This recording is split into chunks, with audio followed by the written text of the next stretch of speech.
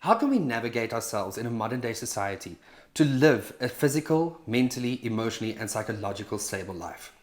Some of the most common mental health issues the LGBTIQA plus community faces are depression, anxiety, substance abuse, contemplating, and all too often committing suicide. Mental health is a state of psychological well-being, and it entails how we think, act, cope, manage, and interact with others and life.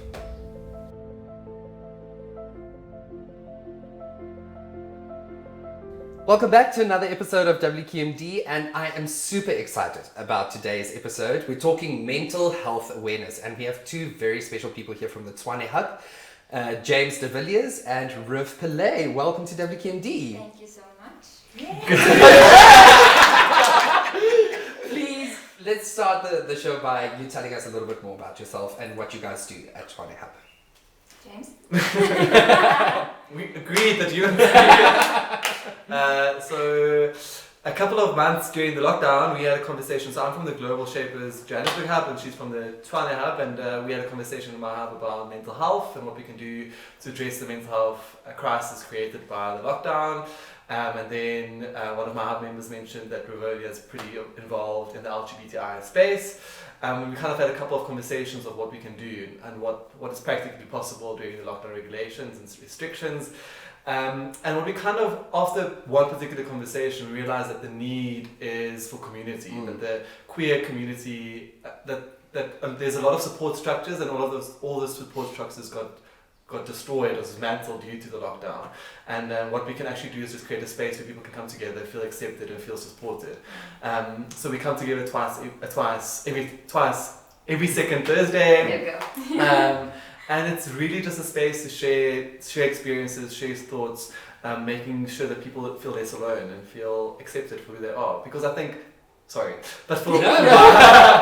but when I was growing up, there was no one that I could reach out to for advice, for guidance, to just feel like I felt like I was the only one battling with this on my own. I think just to know that there's other people out there with the same experiences, I think makes a world of difference already. Yeah, and I think for me it was the same. So I've been trying to do a lot more work in the space through the Global Shapers, because it's such a powerful network, and there's not a lot of queer work being done. But this year we saw an immense shift. So we had the first virtual Shape Pride, which is like our pride for Shapers. And after that, I just saw there was a need from across the globe for just more safe space. And like James said, we started talking about it and realized that the longer term, bigger vision is more community, more activity, just doing more together outside of, listen, I enjoy going out and dancing, but I also wanted to have a space where I could just meet up with people who get what it means to feel like I do. And there's not a lot of brown faces in the space. I remember, so I'm a bit of a groupie of you guys. I watched a lot of videos. And when I was coming out to my parents, I like scoured the internet for coming out videos, and there weren't a lot of brown people. And now, because of you guys, I literally have someone from my neighborhood where I grew up that shared their coming out story. And if I saw that when I was younger, it would have been so powerful. So just creating spaces the way you guys have, and space to have conversation is what we're trying to do. The thing is, for me is as well, I'm so glad that you guys are taking that initiative to create safe spaces for LGBT individuals. Like you say, like a lot of them, got dismantled during COVID and the lockdown. But also, like you say, we need spaces where we can relate to other people. Like, we are not in this journey alone. There's a lot of other people that are going through the same stuff as us, and we need to open that dialogue and converse, because that's the only way that we can move forward. And I love the fact that you guys are saying as well, it's a safe space, because we're still unaware of how often we actually need to find safe spaces. I mean, people are going like, in 2020, are we still speaking about a safe space? Yes. And in 2030, we're going to have the same conversation, because we're still very new to it, So when you guys having your get-togethers or the coming together, which happens every fourth night on a Thursday, where is this? Where does it take place? What happens? So now it's online because of the lockdown. Which is great, because it's accessible to everybody. Yes. To most people. And we had this struggle, so we were like, okay, we want to be available to everybody and reach as many people as possible. And I mean, we know data isn't the greatest thing in the country, so we don't reach everyone. But this is like the first step in taking many steps to reach as many people. So we meet online like everyone else kind of does during this time. But we're hoping to take it to in person. So if I can just add, so we're very privileged to be partnering with the South African Anxiety Depression Group. SADAG, so which is like the largest mental health line in the country. And so what happens if someone phones in and they are particularly a queer issue that they're facing, they get referred to us to join our support group, which I think is incredible. So what that actually meant is that we've got people not only from Gauteng joining, but from the Cape joining, from KwaZulu-Natal joining. So we had a conversation about this. What do we do? Because we do want to have physical meetings in the future, but we don't want to neglect those people that still need support. So we'll probably have a hybrid system going forward. How do you guys reach individuals in rural areas? I mean, like obviously they maybe don't have data or they don't have internet connection. So how can you actually reach out to them and support them with their struggles? So at the moment, that's one of our street challenges. And so we have a WhatsApp group which is a little more accessible than like an hour and a half Zoom call. And there we share, I mean, now it's become like a little family, so we have memes and GIFs and videos going. TikTok videos, a lot of TikTok videos. Not on TikTok. Definitely old. Somebody is on TikTok. I'm just saying, who you are, you deserve to be on TikTok. Thank you, but take it into consideration. We will share the content. Thank you. Sorry, I just want to ask as well, just to bring it back to the mental health. You said that a lot of establishments got dismantled. Did we have a prosperous amount of organizations and institutions which offered LGBT assistance with regards to mental health? You should definitely add, because I think you've got more knowledge about this, but from the conversations we were having, it was clear that so when we compare ourselves to Europe or America or Australia or whatever, there's already a sense of community within the LGBTI space. There's already, you feel a sense of acceptance. While South Africa and Africa, where we're larger, there's still a big divide, there's discrimination, you're still afraid of who you are, and so creating those spaces where you just feel comfortable in your own skin, I think is incredibly important. And that's, I remember having a conversation with Roy Blackman, who's a diversity facilitator, and we had all of these conversations kind of to formulate the idea. And the thing that he said is the biggest issue facing the queer community is just a feeling of acceptance and space. So I agree with you, the point that you're making, that there wasn't a feeling of community even before the lockdown. And the thing is, like, because of COVID and lockdown and everything, everybody experienced a surge in mental health. I mean, like, for the first time in forever, you were bound to your house. You only had the immediate people you had interaction with. You started overthinking. You started going like, what, you know, where am I in my life? What is happening? Where am I going? But also, a lot of LGBT individuals were stuck in spaces where it's not necessarily a safe space. Where they had to suppress their own sense of being in order to survive within that space. So that was the other important thing, which is when you're out and about in the world, you can kind of go to your chosen family. You go to the place where you can like breathe, like take that deep sigh, exactly, and just like be. But when, and you know, family is a great thing, and that's a lot of the discussions we have is how do you balance the important people in your life that are not necessarily quite accepting yet, but that still make you feel safe in a certain type of way. And this support group was kind of the answer, the temporary answer for that as well.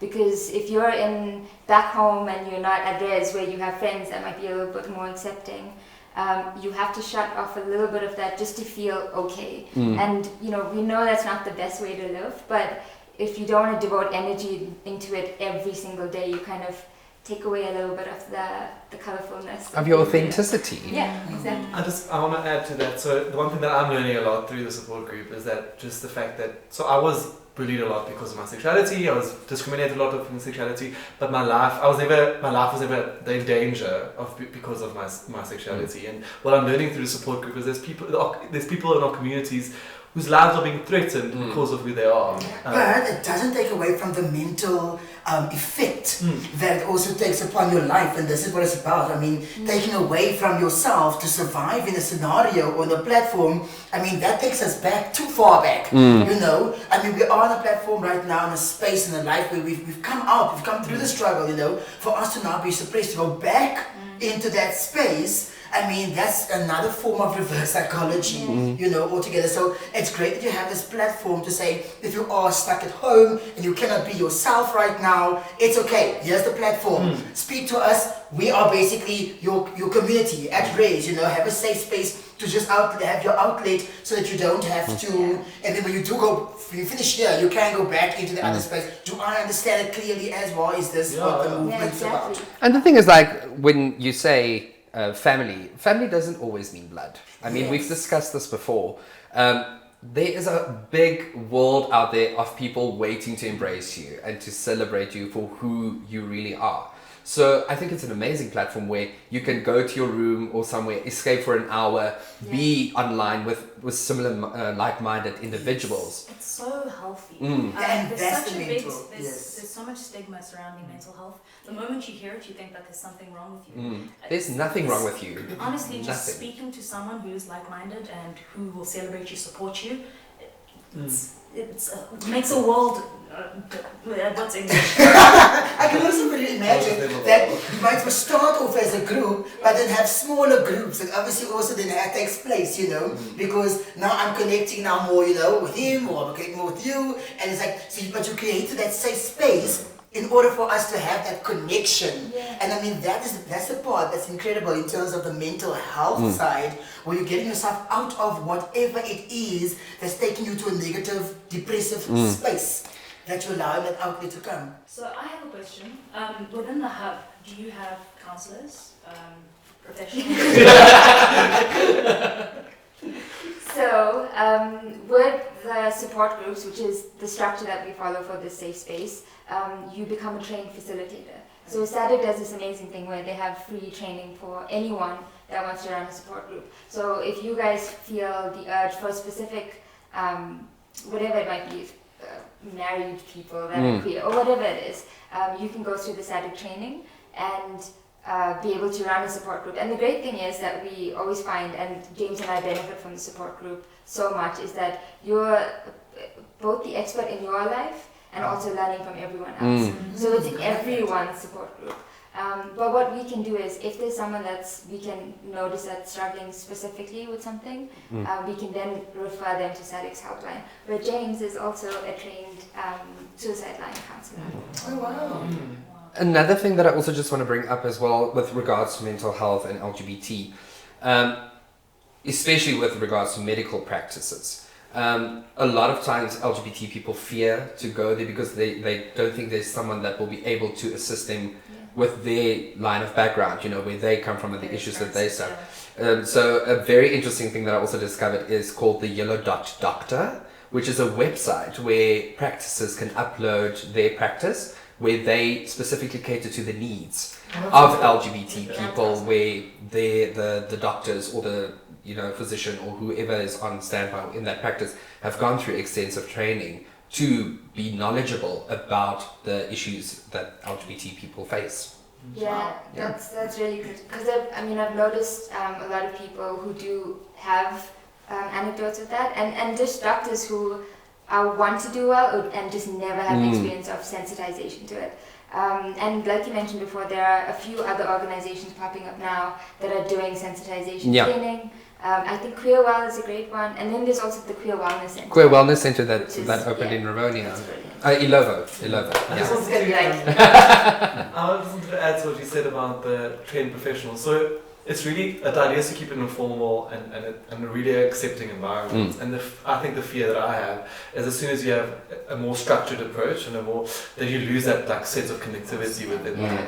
So the idea is really not to have a group therapy, but more just like, we are here, engaging. We are friends, Yeah. let's talk. And then as Rivonia said, we'll refer, if someone has a need, we'll refer them to professionals for help. Yeah. I have another question. So I find, just having read up, the trans community faces a lot of discrimination, and in your particular hubs, do you have trans people in the support groups? Do you have trans counsellors who will understand Their specific needs. Yes, and their experiences? How do you navigate that? I'm trying to do that. I'm now like, I don't want to say anything problematic, so I'm like, Well, check myself. So again, we don't have trained counsellors because counsellors are very, like James is specifically a suicide line counsellor, and we're just facilitators in the support group. But we have people who are gender non-conforming, trans, the range of LGBTQ. And what we do there is try and encourage enough of a safe space where you can share that experience, because to be honest, I mean, all of us, I think we all know, all of us in the community don't know enough about each other. Yes. And that stratifies us even more, and creates kind of there's some bias within the LGBTQ community as well. And I think we shy away from talking about it because we want to show such a strong force as a community.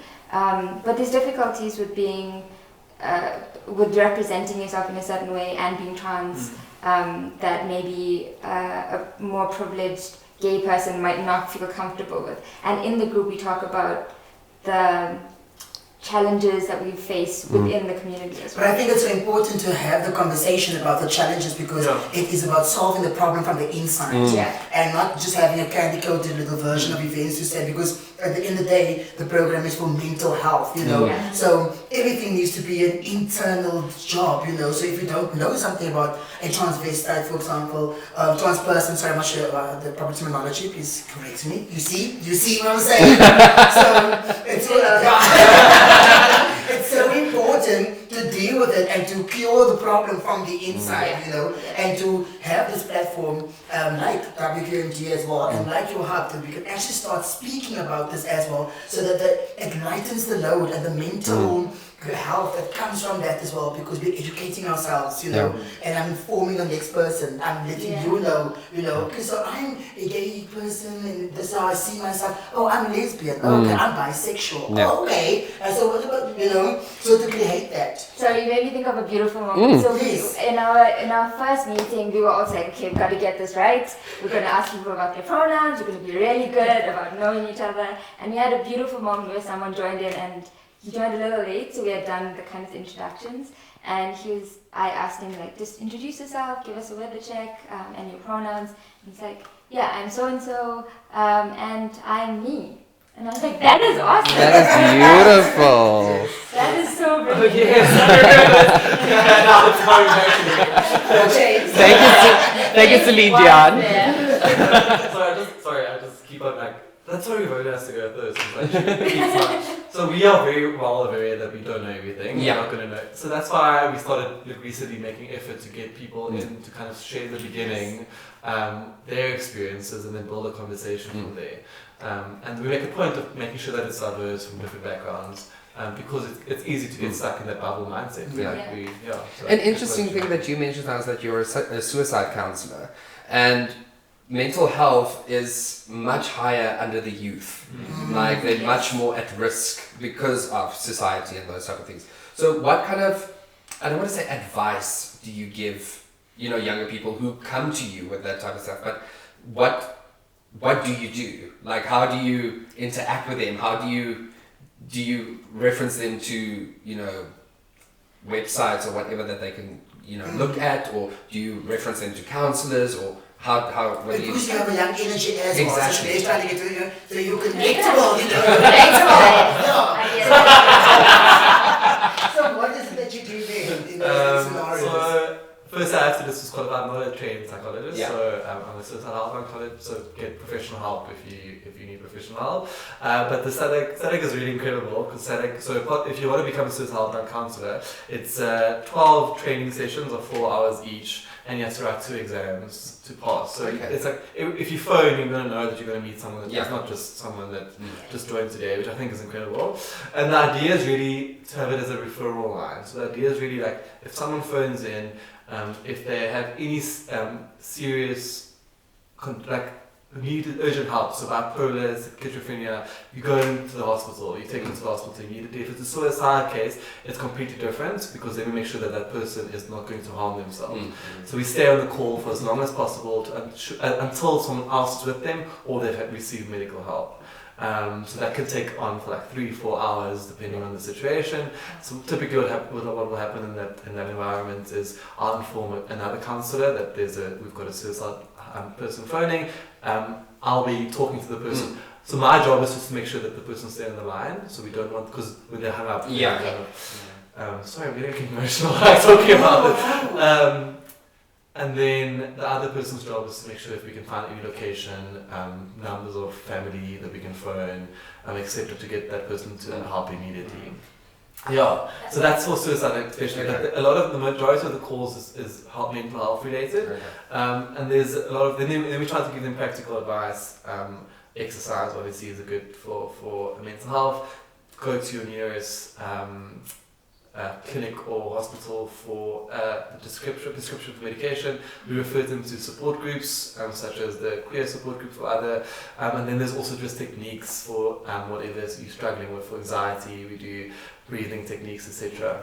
And the idea is really when someone phones is we try to leave them empowered, because I think a lot of people that phone in, they feel helpless, so they're already at a place of like they don't know what to do. So I think. Yeah, it's supposed to take between 10 to 15 minutes.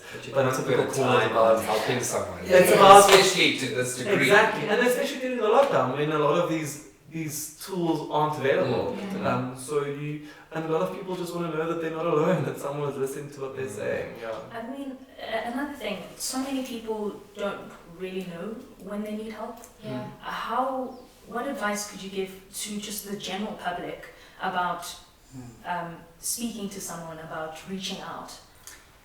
That's a tough one because I didn't have the vocabulary for this growing up, and I only really learned about this stuff through a really supportive ex she just saw the signs in me and said, listen, I think this is, and I don't know, but it would be worthwhile for you to look it up, maybe speak to someone. And that was the first time I read as much as I can to feel comfortable with things. Yeah. And then I started reading about it, and before trying to self-diagnose, I was like, maybe I should speak to someone.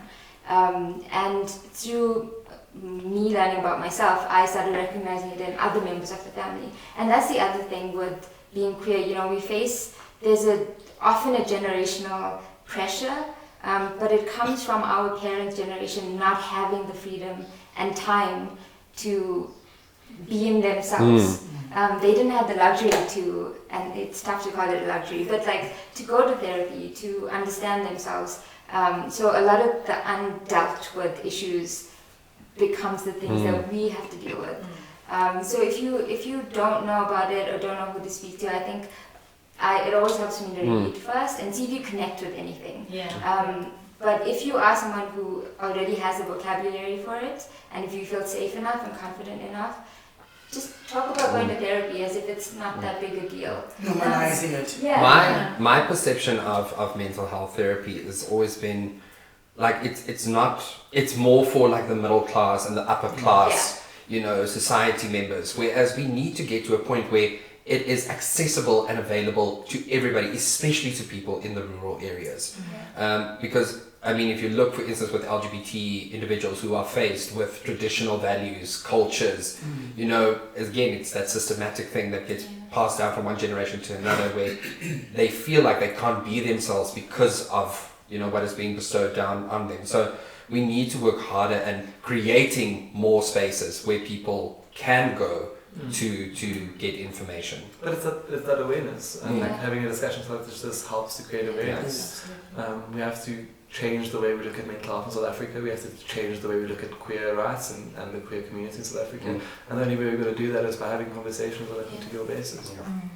I just want to say thank you so much for coming to WQMD today, and we really hope that people will take something from this episode. You are never alone. There's always help out there.